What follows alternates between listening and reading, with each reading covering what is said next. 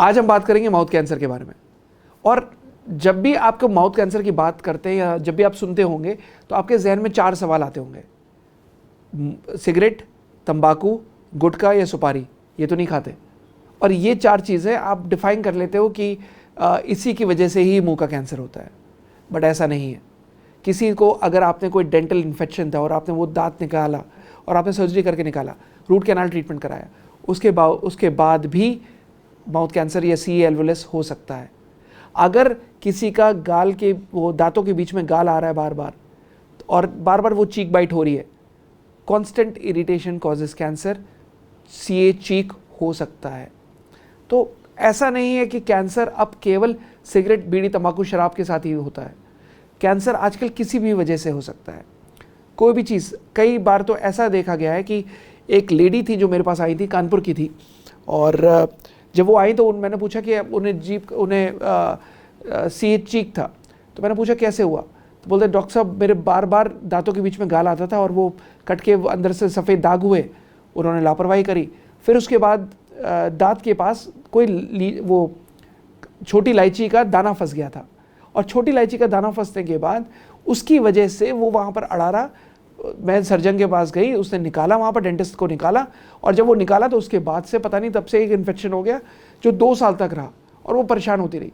जब बाद में डॉक्टर्स ने एडवाइस किया बायोप्सी कराओ तो पता चला कि वहाँ पर कैंसर है। अब ये कैसे हुआ? तो इसलिए माउथ के कैंसर में ज़रूरी नहीं है कि सिगरेट, बीड़ी, तंबाकू, शराब वालों को ही होगा। इवन फॉर दैट मैटर, अगर कोई भी चीज़ लगातार परसिस्टेंट है और कंसिस्टेंट है और लगातार परेशान कर रही है, चांसेस है कि वो कैंसर का रूप ले ले।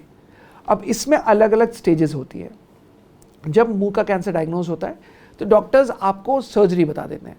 सीधे आप डॉक्टर्स के पास जाओगे जहाँ से ही डायग्नोज हुआ कैंसर, इमीडिएट ही आपको डॉक्टर्स बता देंगे कि अब आप इनको सर्जरी करा लीजिए, अब आप रिमूव करा लीजिए।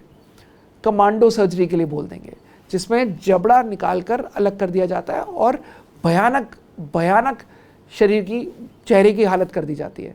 और फिर वो बोलते हैं कि मैंडिबुलेक्टॉमी करेंगे, जहाँ पर ये जबड़ा रिमूव हो गया, या फिर कमांडो सर्जरी बोल दी जाती है, जहाँ पर कंडीशन और बद से बदतर हो जाएगी। कहानी वहाँ पर नहीं रुकती। अगर केवल सर्जरी ही होनी होती तो शायद कैंसर बहुत पहले ठीक हो गया होता। कोई भी जो सर्जन होता है वो अच्छे से अच्छा सर्जन 70%, 80%, 90% निकाल देता है, स्क्रैप आउट करता है।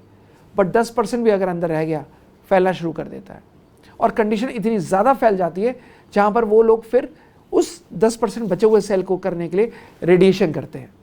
और ये रेडिएशन करने के बाद वो पार्ट और जला दिया जाता है। जब आप रेडिएशन करते हो तो उसमें कैंसर सेल के साथ साथ नॉर्मल सेल जला दिए, ब्लड सप्लाई खत्म, नर्व सप्लाई खत्म, वो पार्ट डेड हो गया। और धीरे धीरे करके वहाँ पर रेडिएशन फाइब्रोसिस हो जाती है। अब जब आप रेडिएशन फाइब्रोसिस मतलब वो पार्ट जला दिया गया, फाइब्रोसिस हो गई, वो फाइब्रोसिस और वर्स कंडीशन में हो जाती है जहाँ पर ओरोक्यूटेनियस फिस्टुला भी डेवलप हो जाता है। मतलब वहाँ पर एक तरीके से नाला सा बन जाता है और पस बहने लगता है धीरे धीरे करके। ऑब्वियसली अगर पस है तो वहाँ पर बैक्टीरियल ग्रोथ होने लगती है और वो पार्ट सड़ने लगता है। वो फिर परेशान हो जाता है कि डॉक्टर साहब मैंने पहले सर्जरी कराई, अब क्या दोबारा पस को ड्रेन करने के लिए सर्जरी करानी पड़ेगी? और यहीं से विशियस सर्कल शुरू हो जाता है। क्योंकि आपने उस समय सर्जरी कराई, सर्जरी करने के बाद कैंसर और तेज़ी से फैलता है और लिवर में, लंग्स में, बोन्स में, ब्रेन में कैंसर मेटासाइज करने लगता है। अब इसमें हम कहाँ बच सकते थे? इसमें हम वहाँ बच सकते थे अगर हम ऑन अ प्राइमा फेसाई, जब कैंसर डायग्नोज हुआ जबड़े में या माउथ में या एल्वेलस में या टूथ में या चीक में, हम सर्जरी ना कराते।